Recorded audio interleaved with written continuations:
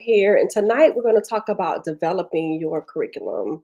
Really from looking at things from one's vision all the way up to your client's victory. And this is about truly creating your signature curriculum, your program outline, what's included in your next level offer. And last week we talked about really your values and your why. And tonight, what I want us to do is I want us to begin to dream bigger, right? I want you to imagine, like, what do you see for yourself, for your where do you want to be? Because this, in essence, is your vision, right? And this is your roadmap for your journey. And so tonight, I want to talk about those things from that perspective because it's about us manifesting our visions into reality. You have to ask yourself, like, who are you helping? What do they need to know? And then it's about creating that step by step plan, right?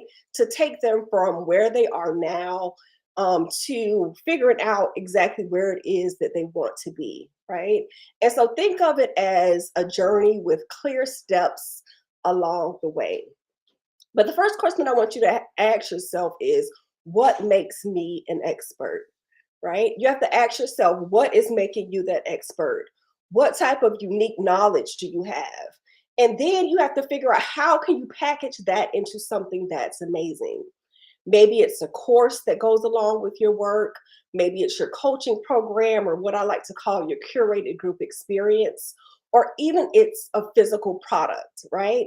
Think about your subscription boxes and different courses and things that can go alongside with that. But the key is, right? The key is to create something valuable that people are going to pay for. Okay. And so just remember, it's not just about you teaching information, it's also about you transforming lives along the way. So, this is what we're going to talk about today. Okay. And this is the thing that most people are doing right now, is that they're trying to play the game backwards. And I want to talk about your curriculum development from a different standpoint. And a standpoint that I want us to talk about so that we can really get into the content is how and where people are really playing this game backwards. Your starting point, right, typically is going to be within your own level of self mastery, right? And self mastery is the cornerstone of creating your curriculum that is aligned with your spiritual beliefs and with your divine purpose. And it's about, you delving deep inside of your inner world to uncover your authentic voice and your mission so that you can carry these things along within your curriculum. And so when we look at the focus areas for self mastery, it's 5 areas that I really want you to begin to focus on.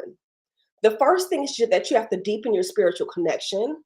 The second thing is to uncover your divine purpose. The third thing is that you have to develop self awareness. The fourth thing is that you have to master your craft. And then the fifth thing is that you have to build your confidence. And so let's dive deep into each one of those key 5 focus areas or pillars when it comes down to self mastery. The first thing, like I said, is to deepen your spiritual connection. And you do this by doing things such as meditation and mindfulness, studying sacred texts, right? Connecting with nature. By meditating and mindfulness, it allows you to cultivate that sense of inner peace and clarity. When you begin to study your sacred text, whether it's the Bible or the Quran or whatever else it is, even if it's just spiritual books written by other spiritual masters, you begin to gain a deeper understanding of spiritual principles and spiritual law. And then when you go do things and connect with nature and get grounded, you're able to ground yourself and reconnect with the divine, right? And when you think about the divine or the most high is pretty much just the most high frequency or energy that you can connect with. The second thing that we want to talk about when it comes down to the area for self mastery for you to focus in on is to uncover your divine purpose, right? This is you doing whatever type of deep soul searching, right? This is about you clarifying your mission. This is also about you aligning your values, right? And so when it comes down to soul searching, this is you exploring those things that you're naturally talented at, right? These are your passions. These are the things that you're known for. This essentially is your life's work, right? And so when you do this, then you infuse this into clarifying your mission. And your mission is how you intend to serve the world. And this is going to be the basis of how you're going to develop your curriculum for your programs. And when you do this in this type of way, from exploring your passions and your innate gifts and your talents and your life works, and you define how you want to show up. And in this day and age, like you've always heard me say, it's about doing business, is how you clarifying your mission and how you're serving the world. Then you really begin to align your values, ensuring that your purpose is aligned to your core beliefs. So once you deepen your spiritual connection, once you really truly begin to uncover your divine purpose, then you really begin to develop your own self awareness. And what do I mean by this? I mean, this is you really diving deep into emotional intelligence, right? By you understanding your emotions and your reactions to things. This is also you doing deep down shadow work, right? Because you can't see light until you understand the darkness. And so this is you addressing and healing any past wounds that you have. And then you can really begin to go into your personal growth, right? And development. And this is where you begin to continuously expand your consciousness. From there, after you develop your self awareness, then you can begin to master your craft, right? This is you studying and teaching adult learning principles. You actually designing your curriculum, right? Understanding how courses should be structured and developed. And then also you being able to communicate so that you can really enhance your ability to convey your complex ideas in ways that people can understand it. So once you deepen your spiritual connection, once you uncover your divine purpose, once you begin to develop this self awareness, then you go into that section that we just covered of mastering your craft. Then at that point, that's where you really begin to build out your level of self confidence, right? This is you overcoming any type of self doubts, cultivating your abilities, right? This is about you embracing your own vulnerability so that you can really connect and be authentic and be able to share your authentic self. And then this is also about you being able to step into leadership, because this is what it truly is. It is about you stepping into you as that next level leader. Because you have to remember that this is an ongoing journey. Your curriculum is going to evolve as you do, but you have to trust your intuition and guidance as you begin to create something meaningful. And so I want to talk a little bit more in the area of uncovering your divine purpose, right? Because that is the biggest thing that I really work with a lot of my clients who tend to be stuck at some type of income level, is really having questions about their purpose. And then from there, that's how we really begin to develop their curriculum, right? And so again, talking about this whole level of, divine purpose, because again, this is the core of your curriculum and how you're going to infuse it so that you can be authentic as well as impactful. And so there are some steps when we look at, uncovering your divine purpose. The first one is really beginning to look at soul searching. Like I said before, it's really about you meditating and gaining some type of introspection, right? It's about you spending that quiet time reflecting on those things, like I said, your passions, your values, your talents, those things that you're naturally good at. This also may involve you journaling or visualizing, right? Exploring your thoughts and feelings so that you can really understand and come to the state of remembrance as to why your soul is here and what you're looking to create in this lifetime. And then again, about you exploring those connections with nature and with divine energy so that you can really begin to connect with your intuition, or shall I say, reconnect with your intuition, right? And so then you're looking at your core values and identifying what those core values are. You're clarifying whatever your core beliefs are and asking yourself, okay, well, what are my guiding principles on this journey? What am I here to essentially teach someone else?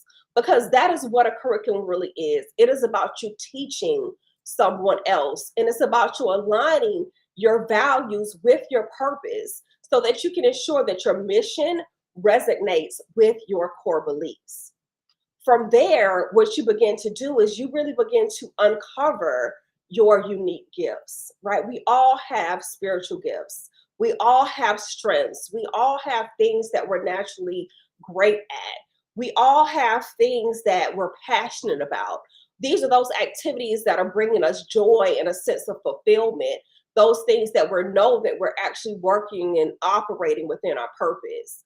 And so we look at these unique gifts and we combine these things with our talents and our passions, and we begin to really find the sweet spot of where our abilities meet those things that we're enthusiastic about. And then from there, you begin to create your mission statement.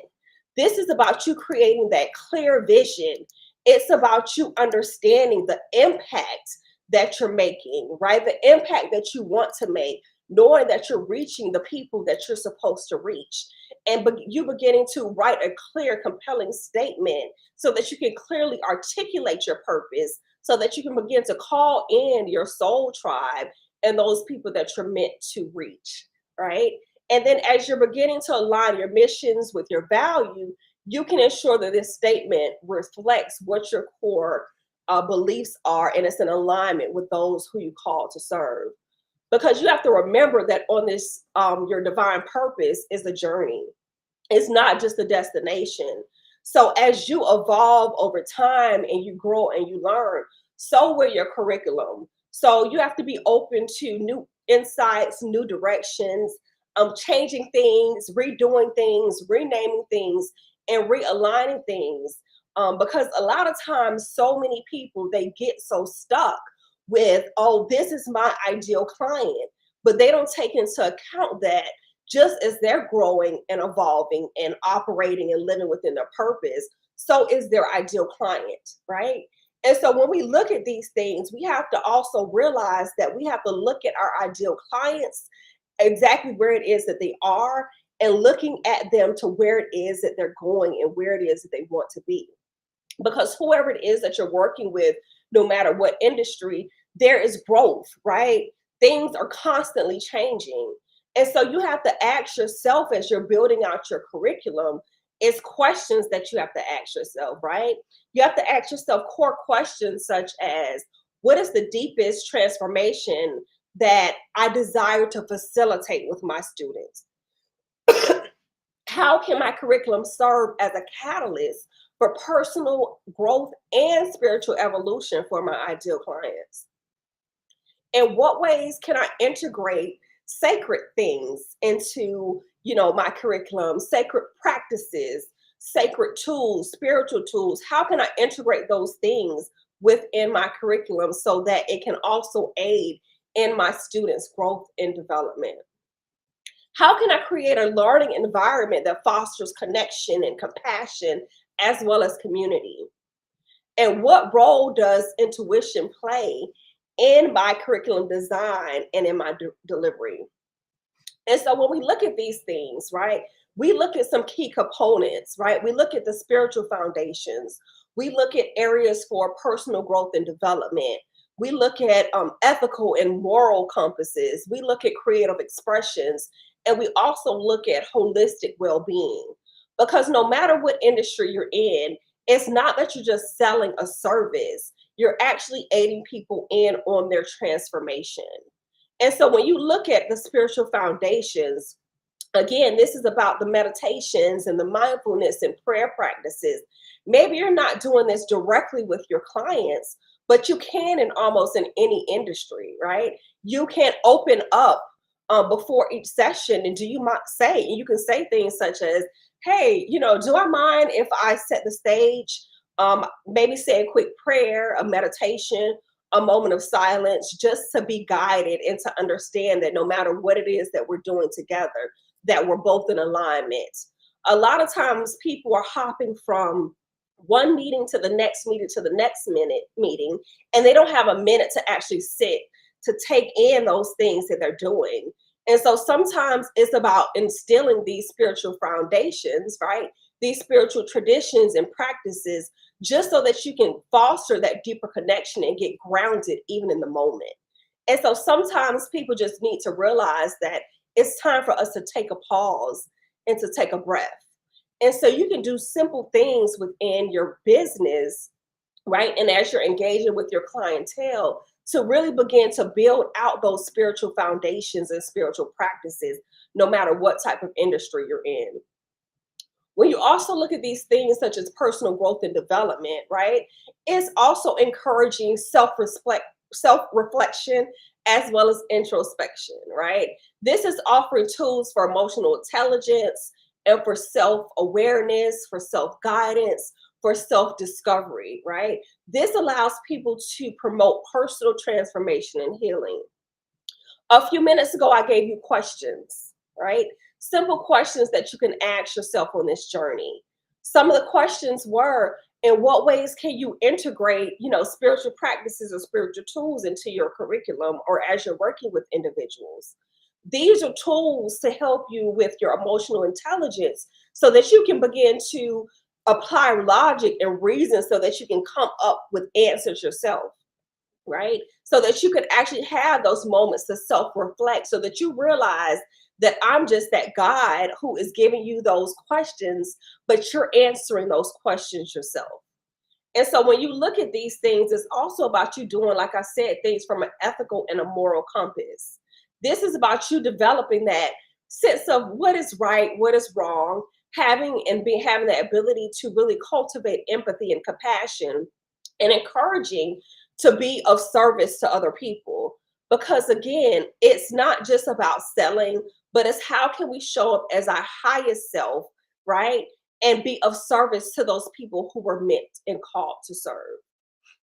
When it comes down to creative expression, it's about us providing an opportunity for creativity, right?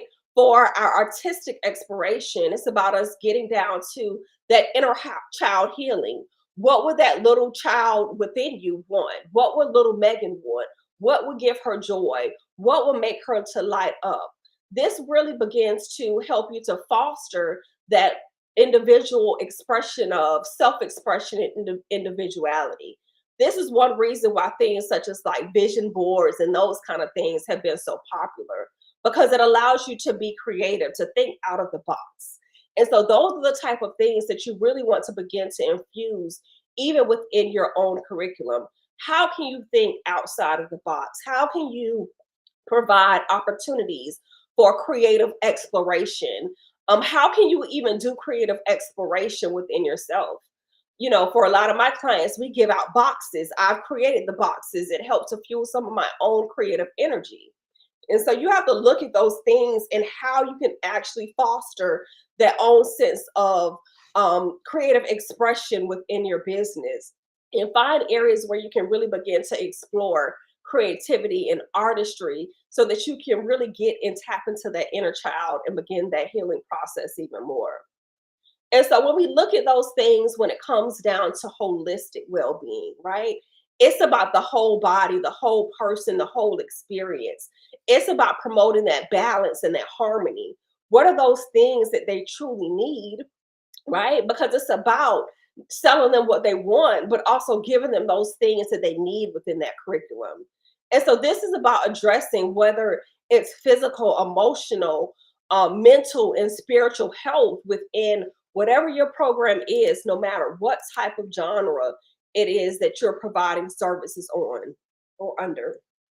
Some of the things to take into consideration is authenticity, right? Because you need to ensure that your curriculum reflects your highest self and your true sense of beliefs for what it is that you really love to do, what you're here to actually showcase into the world. And that's one of the biggest struggles is that people are oftentimes promoting programs and then they're not authentic with that program because it's not truly something that maybe they haven't mastered themselves. Maybe it's something that's not truly lighting them up. And so I would encourage you is to be authentic in whatever it is that you're creating in this next season of your life. Also think about integration, right? It's about where can you seamlessly weave spiritual elements into your curriculum? You're here, you're listening to me because you're a spiritual person, right? And so, where can you naturally weave and seamlessly weave spiritual elements into the curriculum? It's about having that stand, like, again, like I say, opening up each session. If it's with private clients, if it's in a group setting with prayer, with meditation, helping people to get grounded, sharing some of your own behind the scenes of those things that you're doing. Okay. And something else for you to consider is the level of impact that you want to make, right? It is about you measuring your curriculum's effectiveness and fostering spiritual growth and transformation. And so when you focus on these questions and components, you can begin to then create a curriculum that not only imparts knowledge, but also inspires and uplifts your students as they are on their journey. And so I know the biggest question that people typically ask, right, is, how do I create my signature curriculum? How do I create my program? And so now I want to break down the process of really looking at, your signature curriculum, so that you're actually really going through and having so aligned clients. And I want you to think of this again as your building roadmap as a part of your client's journey. And so you really have to understand like where they are now, and your curriculum should really be based upon what their next step is. And so the next thing that you have to look at when it comes down to the first step, rather, of creating your signature curriculum is knowing who your ideal client is inside and out, right?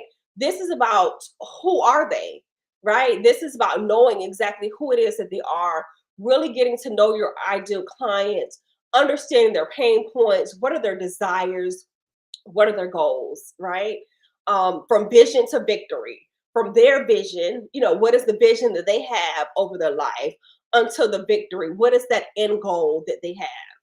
The second thing that you must answer within this of knowing exactly who your ideal client is knowing what do they need, right? Again, a lot of times people, they have it fixated of, I want X, Y, or Z, but sometimes they really need other things before they can get to X, Y, and Z. And so it's about you understanding their challenges, you understanding the questions that they have, and really you being able to showcase how your expertise can solve these things. The next step, which is step two, is to really define your unique value proposition. This is you looking at those things that are making you different. This is by you identifying your unique selling points, your expertise. What are you doing that your competition is not doing, right? How do you help? How do you guide? How do you, do all these things for other people? And can you clearly articulate the transformation that your clients will receive as you are the one that is guiding them? The third step is to set clear learning objectives.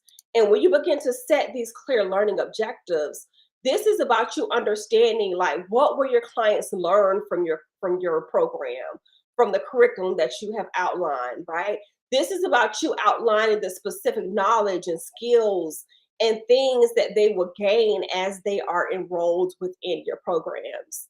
And also, when it comes down to setting these clear learning objectives, this is also understanding how will they apply it, right? Because you have to ensure that when it comes down to learning objectives, right, they have to be actionable, right? What are the steps that they're going to do? What are the things that they're going to take? What are those things that they're going to actually do and obtain as they're in your program? And so you have to set these clear learning objectives so that they can ensure that these things are actionable and that they're taking action. One of the biggest things that people always say is that programs, don't have not worked for them in the past. And you have to also ask them, did they take the actions and do the steps that they were supposed to take? And more times than not, they have not done some type of action for these things to not work out how they wanted them to do. And so it's about setting those milestones and those key points of, if you know that a lot of times people are going to have, buyer's remorse, then have checkpoints within your program about week 2, week 3, that it actually sets a reminder to check in with them. see how they're doing, see how they're feeling. If it's topics that are pretty heavy, such as money, a lot of times people get beat up when they feel like they have to talk about money and different types of things, right? Have these checkpoints in place of you understanding the experience that they're going through. And this is why it's so important that you begin to really document all of the aspects of your coaching and your curriculum and within all of your programs so that you can set those clear learning objectives, but also show that emotional intelligence and show that you can really relate to them because you know firsthand exactly what it is that they're going through. The fourth step when it comes down to creating your signature curriculum is to create a logical structure, right? This is about you building out your framework. This is about putting your content in a certain sequence. This is about you consider, pacing and balancing the depths and breadths of knowledge that you are actually giving someone. And so when you look at these things, such as building a framework, you have to decide on what your overall structure of your curriculum is going to be. This is about you arranging modules and lessons in a logical order. And this is also about you, again, like I said, consider pacing it. Just not trying to give everybody all information at one time, but break it up into bite sized pieces, right? And so, even if you look at these lessons that I'm teaching you all within Spiritual Business School, this essentially is a curriculum that I've developed. I've laid it out over a set number of weeks. I know the topics, and then I can begin to lay out the talking points that I'm coming to teach on these lessons. And so for me, it's about knowing the framework that I'm teaching you all and building out the sequence in that logical order so that I can teach you what it is to get to your next level in business. Okay. The fifth step when it comes down to you creating your signature curriculum is for you to begin to develop engaging content, right? You have to choose your delivery methods. You have to create your material that you need. And then you also have to incorporate any type of interactive elements, right? And so when you're beginning to build out your curriculum for your programs, you have to decide on the format. Is it going to be audio only? Is it going to be video? Is it going to be worksheets? Are you going to have live sessions? Are you going to pre-record some of the content, give them videos to watch back and refer to, and then have live Q&As, right? So you have to be the one to choose whatever delivery methods that you want. Then you have to look at the material that you're going to create, right?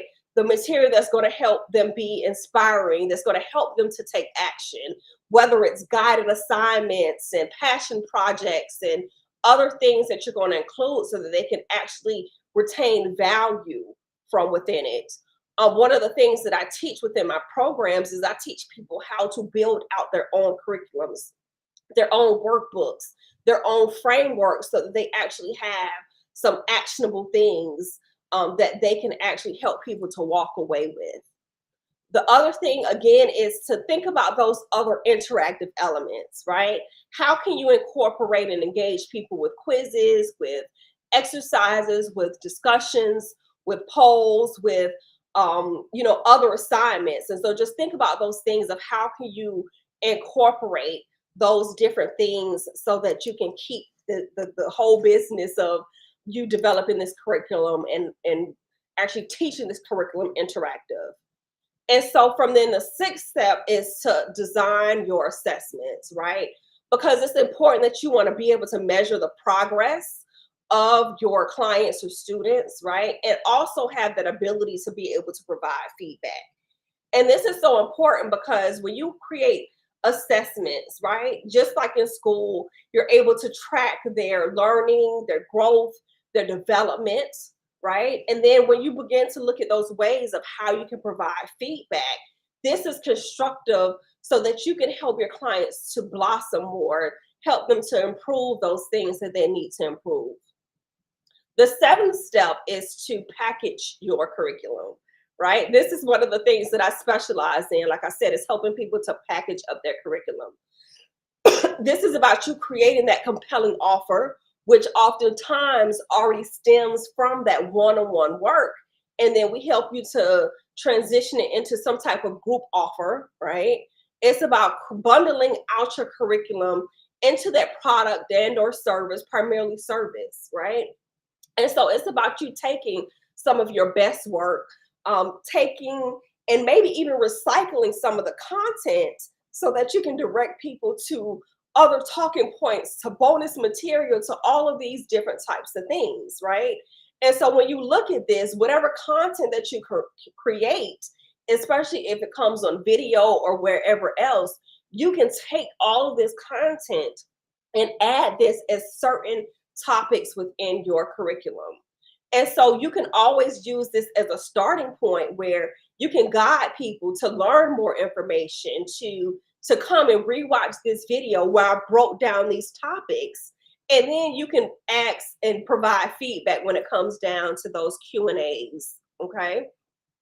Again, the other thing that you have to do when it comes down to packaging up your curriculum, besides creating your compelling offer, is to consider your pricing, right? You have to look at what is that price point that you want to essentially showcase and have others on your life work, right? Because you have to think about what is that pricing, what is the value of it, what is the market commanding of what it is that they can afford to pay for this, and are you positioning yourself in front of the right audience, right? So consider the pricing of whatever your curriculum is, and we'll get into pricing later on in a couple of sessions. The next thing is to really begin to develop your sales material when it comes down to packaging your curriculum, right? This is you creating your marketing material so that it can really help you to promote your curriculum. And then the last step is to begin to test and refine, right? This is you gathering feedback, asking your clients for their input on the curriculum, and then making any type of necessary improvements, right? Because a lot of times when you create a curriculum, it's not always one and done, right? If you've been to school, you've been to college, even high school, right? It's so many different editions of textbooks. And so you have to also think about, as you're developing your curriculum, you can have and start with a base version, and it does not have to be perfect. In fact, it's not going to be perfect. It should not be perfect, right? Because you're going to have a 2.0 or 3.0 or whatever else you want to call it, for you being able to refine your curriculum and improve upon it and add onto it. Because you have to keep in mind that your signature curriculum is just like your soul work, right? It's a living document. And it should also evolve as your business and your clients' needs change. Even if you look at our business brand print that we give to a lot of our clients, the business brand print that people got back in 2017, 2016, when I first created it, is not the same version that we revised, I think most recently, like in 2022, right? Which is not the new version that's coming out again. Because as we look at it, it goes through various editions. And so just think about, this as your signature curriculum, as a living document where it's not the end all be all. And it should essentially, like I said, evolve as your business and your clients changes. And so when you think about these things, a lot of times when we work with our clients, they're tapped out, they're ready to transition out of working solely with one-on-one. And we help them to transition into a group program, right? A curated group experience is what we say. And we look at the benefits of doing it this way, right? A lot of times it's cost effective because you're able to reach a larger audience at a varying price per participant, right? If you've been in business, you realize that a lot of your work involves repetition. It's about you answering the same questions. And so a lot of times what you're able to do is you're able to package up your curriculum within your community as you're building out your community. And it's not only fostering a sense of belonging, but also support amongst other participants. If you are in school, a lot of times someone might ask a question and you were thinking that same question, but you just didn't say it out loud, right? And so when you begin to build a curriculum-based community program, then other people can begin to learn and grow and develop. And it also enables you to have diverse perspectives, right? because it offers a really rich learning environment where different people with different experiences have varying viewpoints. And so then you can coach people based upon different viewpoints. And it also another benefit I would say is it comes down to peer learning, right? Because when it comes down to peer learning, that means all the students that are together, they begin to learn from each other, learn from their experiences, learn from insights, learn from those things of what they should not do, or gain insight from their wins and those things that they need to do more of, right? And what I've also found is that when it comes down to groups, it also has a sense of increased accountability, because a lot of times people, they don't want to let the group down, right? If you realize that groups have dynamics and they can encourage consistent participation and engagement, and they really begin to build friendships from it, right? And that means that people aren't always constantly depending on you, because they can really begin to work with other participants. They begin to find their business besties, and then you can gain other perspectives, and you are still being positioned as your authority within your next level of leadership, right? Because as you're facilitating programs, that's what you're really beginning to step into, is you enhancing and stepping into your leadership. And again, when it comes down to group programs, it's about being scalable, right? Because it's easier for you to be able to reach that bigger audience and to really begin to expand your offers, because your time is not tied up solely just doing one-on-one services anymore. But you have, your groups where you're teaching, you're facilitating, you have different things lined up for them. And when it comes down to it, I want you to also remember that when you're looking in groups, a lot of times less is more, right? The higher that you begin to work with people, the less that you have to actually provide to them. When it comes down to like a lot of my higher level clients and a lot of my one-on-one clients, they're not going back and watching a whole bunch of videos. They're not looking at all those pre-recorded. It's a lot of conversation that we have. It's a lot of Q&A. It's a lot of, how do I get here? How do I get there? How do I get to my next level? And they want simple, scalable frameworks, right? And so if you've been putting off like starting your group program because you don't know what to offer and you haven't recorded the videos and this and that and everything else, then I just want you to stop, right? I just want you to stop, because there's so many different things, there's so many different ways for you to be able to offer a group coaching program. But a lot of times it's about teaching live. It's about, going with people for wherever it is that they are, providing them access to even some of the content that you already have, and then going and building from there. So one of the big questions that people always ask is, what are some of those things that I can include within my programs? And a successful group coaching program should offer a big blend of what I like to call structure, support, and sisterhood, or community, okay, brohood, right? And so some of the key components is to have that clear program goals and outcomes, right?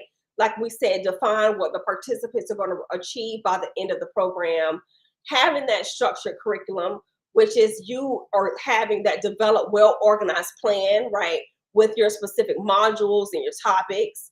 This is also maybe including live group coaching sessions, right, where you can have regular interactive sessions for teaching, for question and answer, for group discussion, for feedback, right? Because in certain programs, you have them to share the Google Sheet, or share, their profiles with them, share their landing pages, whatever it is that you're doing, and you're providing feedback, and then other people can see based upon, the content that you've interacted with them on, how they can also make changes to their own pages and to their own sites, right?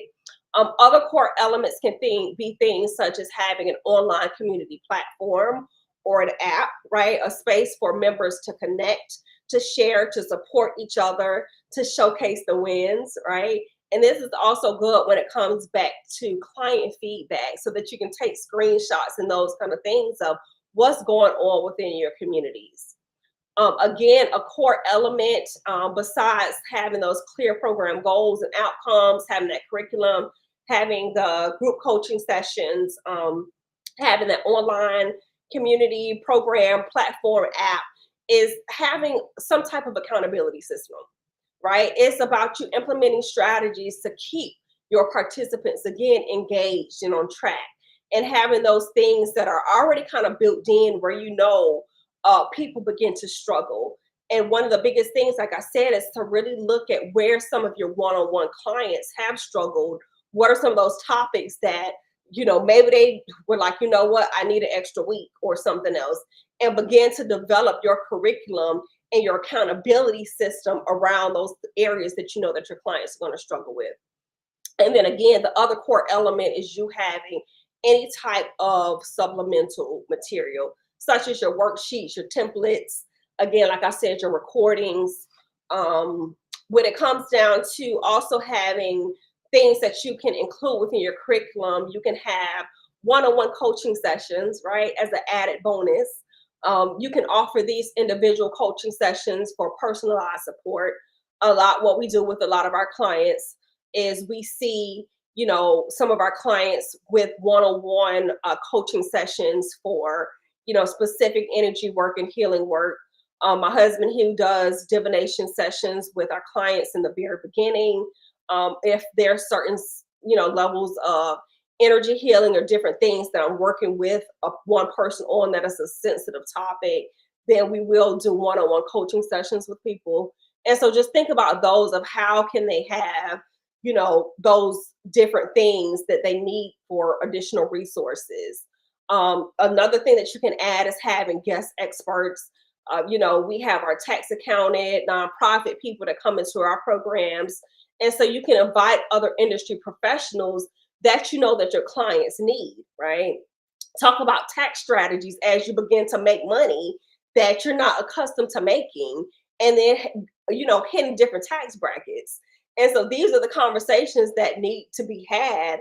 I know a lot of thing is looking at trademarks, and we have, our trademark attorneys to come in and to do those teachings, because, your programs, your company name, your logos, all these different types of things, you need to have your stuff trademarked. You need to have things copywritten, and so having those other industry experts to come in to your said programs, so that you can, begin to share the knowledge, give them those items that they need within their programs that they might not be necessarily thinking about. And then, you can other do things such as having mastermind groups, right? If you want to get certain groups of people together, you can look at having, certifications or designations for your program as some type of formal recognition as they complete. And then also look at building out, some type of alumni or elite client network or whatever you want to call it, so that you can foster longer term relationships and continued support. And so when you look at these things as you're building out your curriculum, you have to ask yourself, what are those things that I value, as I'm joining other groups, or what are those things that I find that my clients would also value, and how can I incorporate these things in an aligned way so that I can, really facilitate my clients on their level of transformation. Because again, you have to remember that you have to tailor your programs to your specific niche, to your target audience, and carefully consider what elements you want as a component of your program, so that you can create a group coaching program or a curated experience that delivers exceptional value and that are actually going to drive results. And what you can remember is that as you create your program, you do not have to always be that person who is doing the delivery within your programs, right? And so when you look at these things, you can just be the facilitator. You can teach certain aspects of it. And then, like I said, have other people that are helping you to facilitate other components of it. And so the last thing that I want to talk about before we go tonight is really looking at fundamental and foundational elements of you as you're developing your curriculum. And so when I talk about fundamental and foundational, I mean by fundamental, these are things that are focusing in on your core essential concepts and principles of a subject, whereas the foundational is teaching on creating like a strong base or your groundwork for further learning, right? So if you think about fundamental, fundamental is thinking about and emphasizing things such as like your building blocks, right? That are going to be necessary for understanding, right? And it's often like your basic skills and your knowledge. And then your foundational teachings are things that are going to really emphasize like your structure and your principles. And this is really involving like you connecting different concepts and building out your framework. So the best example I can give you is maybe like in math, right? In math, you have fundamental teachings. Your fundamental teachings are going to cover your things such as like addition, subtraction, multiplication, division. But in writing, your foundational elements of writing are going to be things such as like your grammar, how you structure your sentence, and how you organize your paragraphs. And so when you think about fundamental, fundamental are going to be your essential components. And then your foundational pieces are going to be that structure that's going to help support the further learning. And so both are critical for effective teaching and learning, but a strong foundation is often considered to be a little bit more important when you look at the long term understanding and applications of things. Okay. And so when we talk about fundamental and foundational elements of your curriculum development, you think about the fundamental things, right? Your fundamental things of you developing your curriculum are going to be things such as like your learning objectives, is going to be your content standards, which are going to be like your benchmarks, right? These are going to be your assessment methods, and then these are going to be your instructional strategies, because these are going to be the basic building blocks of your curriculum. When you look at the foundational, this is looking at things such as how you are designing your curriculum. These are the learning theories that you're going to be teaching from. This is going to be the scope and sequence. And then this is going to be how you are going to be able to adapt your instructions to meet your diverse learners. And so these are all the things that you essentially have to think about as you're developing your curriculum, because a lot of times people just want to create a course and they don't have the basic structure of how can they develop a curriculum, and really look at those fundamental and those foundational aspects, right? Because you have those fundamental, let's say, elements, and you have foundational aspects when it comes down to curriculum development. And so when you look at your learning objectives, these are going to be things such as you clearly defining the goals for your students and from their achievements, right? Is understanding like if you they have all of these things such as like the benchmarking, right? And understanding what a student should know and what they should be able to do. And when you have the goals, you have, think about like if you have a syllabus, right? Is the biggest example that I can give you in school. You had a syllabus and you had a learning objective, which was like the paragraph, right? And then you had the benchmarks as to, this student will be able to do X, Y, and Z. So these are the types of things that you have to complete, maybe even if it's just subconsciously, but that you should have within the back of your mind as you're developing your programs. And then again, what are going to be those assessment methods? How are you going to be able to measure your students' progress? How are you going to be able to measure what their learning outcomes and learning gains are within your programs? And this is why it's important that you understand exactly where it is that they are now and then take them to exactly where it is that they ultimately want to be. And then think about what are those instructional strategies, right? These are your teaching techniques. These are your methods so that you're able to develop these content. And then when it comes down to your foundational aspects of your curriculum development, these are the underlying philosophies and theories that are going to help you to guide your creation. There's so many different ones, but it's about you understanding, how your students are going to be able to learn and how they also are going to be able to process the information. It's about adapting to understanding that You might have diverse learners. That's why a lot of people, they do video. Some people like audio. Some people like to see written things, and just ensuring that you have different talking points of sort, so that you can also be able to meet the needs of your diverse learners that are going to be within your programs. Because again, it's taking or creating that signature curriculum that you're having, and walking a person from what is that vision that they have, right? And then taking them and walking them to that goal, to that victory. And that's why it's so important of being able to answer that question, like, what is the next best step, right? That's going to be your starting point, is where's my ideal client right now, and what is their next best step. And it's about you, again, getting into that level of self mastery first.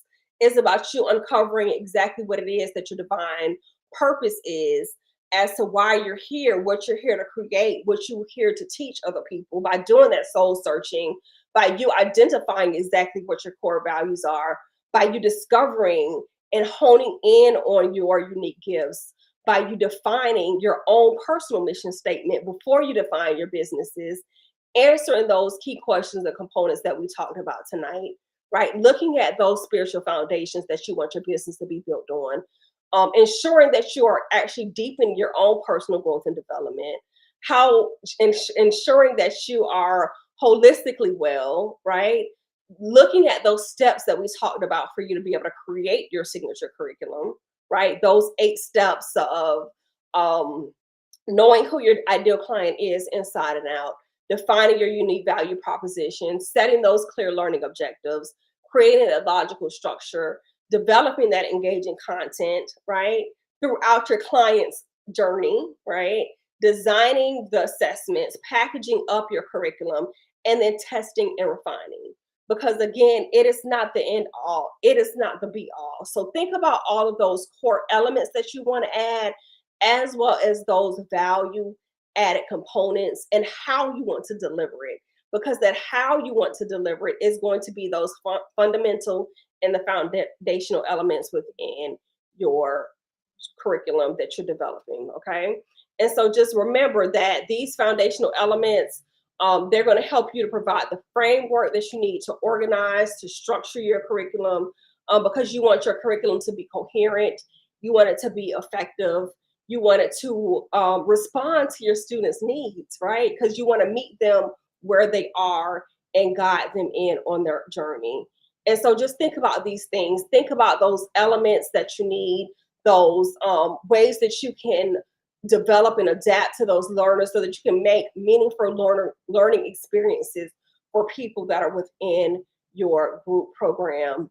And if you don't remember anything else today, just always remember that you want to look at people and look at your clients where they are, and that it is not a final destination, but it is a journey.